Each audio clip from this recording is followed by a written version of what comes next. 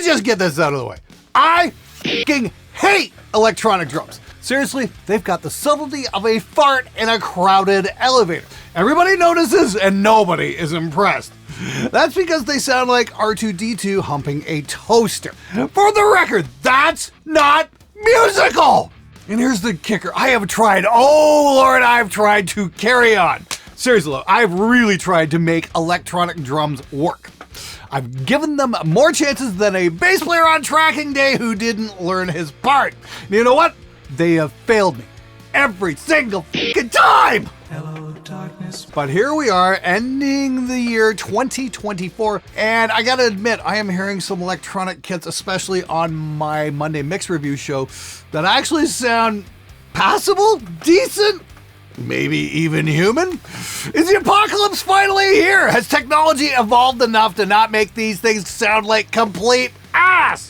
So I was perusing the internets and I stumbled across something from Thomann, this $935 Millenium Kit. It's got mesh heads that actually feel pretty good and actual wood shells that make it kind of look like drums. We all know musicians listen with their eyes. Could this be the one? Could this be practical? Or is it just another overpriced piece of plastic shit trying to sell me false hope? Stick around. Let's see if this thing's actually worth your money or if it belongs in the dumpster with the rest of the electronic drum kit disasters.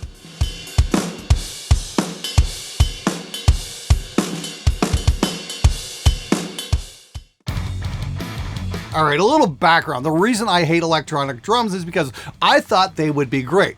Back in 1998, when I first started out, I had this brilliant idea that I was going to use a set of Thomann Tech Stars paired up with an Alesis DM5, and that'd get me started with recording drums because recording the real thing at the time seemed like mission impossible. And, you know, they were kind of fun. They were pretty good because I didn't have a fucking clue what I was doing yet. And hey, ignorance being bliss and all that, the drummers could come in, play, and they sounded fine and very realistic. We did pair them up with acoustic cymbals occasionally, and that actually worked out halfway decent. Then in 2000, I got the great idea to upgrade to a very expensive set of Roland V drums. And I thought, hey, you know what? This is the solution. Yeah, that's until I started recording bands regularly. Drummers showed up and they absolutely hated playing on them. Every single chance they got, they would blame their lackluster performances on the kit. Oh, it doesn't feel right. It's not responsive enough. The fucking blah, it's not my fault. Like, that's the reason you fuckers can't keep time. So I did what any sane person in my position would do. I ditched the fake drums and learned how to record real drums. Slowly, project by project. And every time a new band would come in, I'd bring in a new acoustic element. And this is how I ultimately learned how to record acoustic drums. First, I brought back the real cymbals onto the Roland V drums. Bit of an improvement. But the drummers still bitched. Next project, real toms. And guess what? They still complain. Okay, fine, let's bring in a snare. Guess what? They still complain.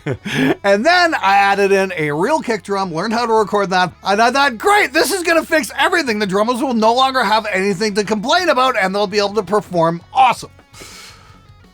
Spoiler alert, the drummers were still terrible. They just ran out of excuses.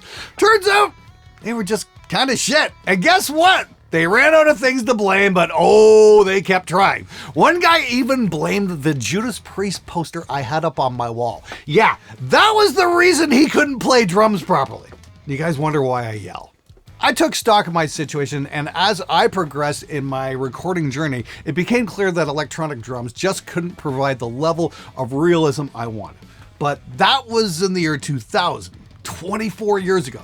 But lately, I've been pretty impressed. In fact, I've been fooled more than once thinking that electronic drum set was actually a human performance. And that got me thinking maybe, just maybe, we finally reached the tipping point where electronic kits don't completely suck. But here's the problem. They can be ridiculously expensive. Take a top-of-the-line electronic kit from Roland.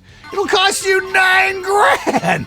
Let's be clear, for that kind of money, you could do an entire acoustic drum recording setup. Get yourself some Mapex drums, Sabian cymbals, a Lewitt Beat Kit Pro mic set, and a Golden Age stereo ribbon mic for the room, plus an Audion Evo 16, and you'd still have almost $5 grand left over. And here's the kicker. It's guaranteed to sound like a real drum set. The downside is you'll actually have to learn to record real drums. Easier said than done, because just hitting record and calling it a day is not an option. Oh yeah, and then there's the volume issue. Because we live in a world where finding a place to live is harder than ever thanks to the gutter slime buying up every available property and turning it into Airbnbs. And finding a place where you can actually play live drums? Yeah, you might as well be looking for Bigfoot. So what's the aspiring drummer with no money supposed to do? Especially when most of them don't even have jobs, let alone $9 grand to spare. Well, let's see what 935 bucks will get us. We moved over here into the drum room and yeah, here's reason number 8,455 as to why I need to build a bigger studio. This whole thing's just grown a little bit beyond my control at this point, and I've barely got any room to walk in here anymore. So I thought I'd set the kit up in the middle of the room here and get a look. So we've got my wonderful striped drum throne, of course. Got our sample unit here. Got a MacBook off to the side just for recording, and I'm using the PreSonus Quantum ES2 interface. Real simple setup. I've got a great video on it. You should check it out. It's a killer piece of gear.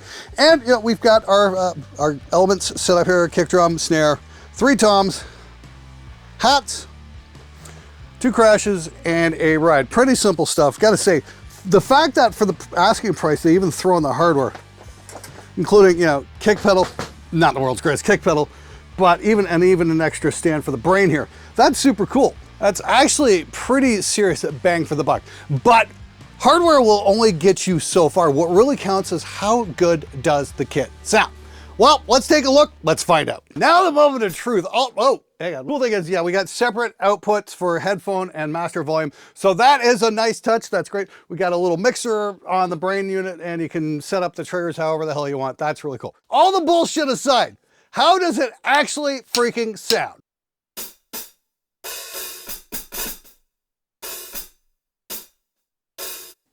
Okay, that's promising. Bear in mind, I am the world's worst drummer here.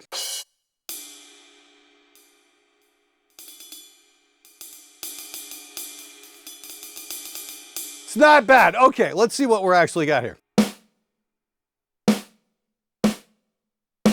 Wow.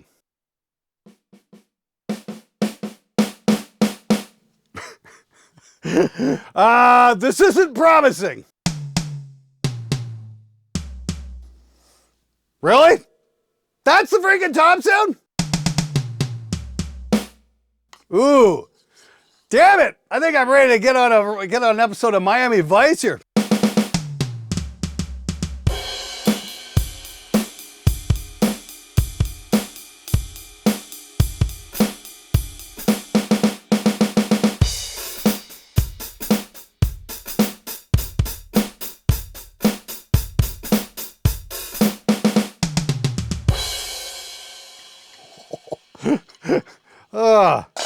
Yeah, I'm not playing that again. Oof.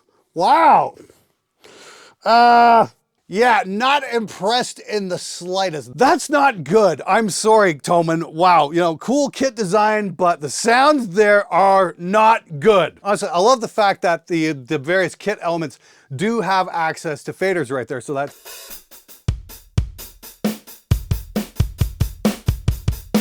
that's kind of cool. But I mean, here's the thing. I played with a few of the presets and whatnot, and this doesn't get any better. That's pop kit. Oh my God. Oh, that was rock. Here's jazz. And brush jazz. Okay. Here, metal. The kick might be somewhat promising.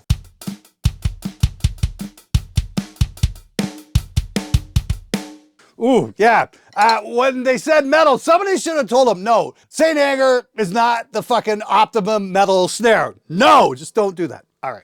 I'm sure if you're watching, sitting there saying, yeah, but Glenn, you don't buy an electronic kit for the included sounds. You use it to trigger sample libraries. And that's exactly what I wanted to do. So tell you what, let's bring in a real drummer here. Let's get Chrissy Sticks from the band Sons of Butcher in here and have him play on this kit for real. Check this out.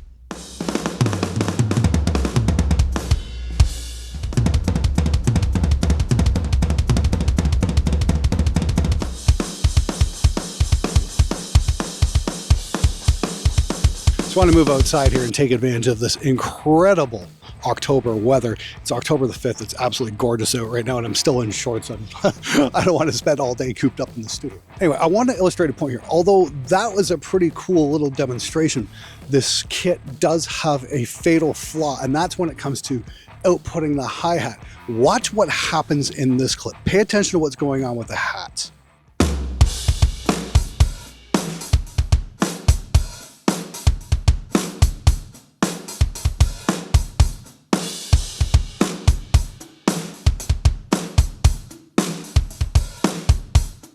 So we were both scratching our head like, what the hell is going on? This should not be difficult. This should just be simply plug in and go. And the only reason I can think we're running into these kind of issues was because they cheaped out on the MIDI connection and went with USB to MIDI instead of a dedicated MIDI port. And here's the thing. After we recorded that, I had to sit there and add in extra MIDI notes so I'd have a clean demo, because I actually want to use that elsewhere besides for this video. I thought this would be no problem, but no, that just added a whole bunch of extra work. In a professional studio, you just can't have that. Here's my honest opinion on this Millenium Kit. I gotta say, I'm not entirely impressed. The onboard sounds, well, they are cheesy at best. Honestly, they're the kind of sound that would get you laughed out of a serious session. There's no way in hell I would ever put those sounds on a client's record. And then we've got the MIDI output issue, which I gotta say is an absolute fucking joke. The hi-hat just randomly decides to stop transmitting? Yeah, that is a deal breaker. As if getting a drummer to focus more than 10 seconds isn't hard enough. Now we've got the Millenium Kit sabotaging the performance. Give me a fucking break. Here's the thing. MIDI over USB? Fuck that. We need a dedicated MIDI port, just like literally every other electronic instrument on the fucking planet. I don't know what the hell they were thinking. Probably cost cutting. I could be wrong. But my suspicion is that this thing is not aimed at the home studio crowd at all. This is for the home drummer who doesn't know the difference between a sound card and a fleshlight.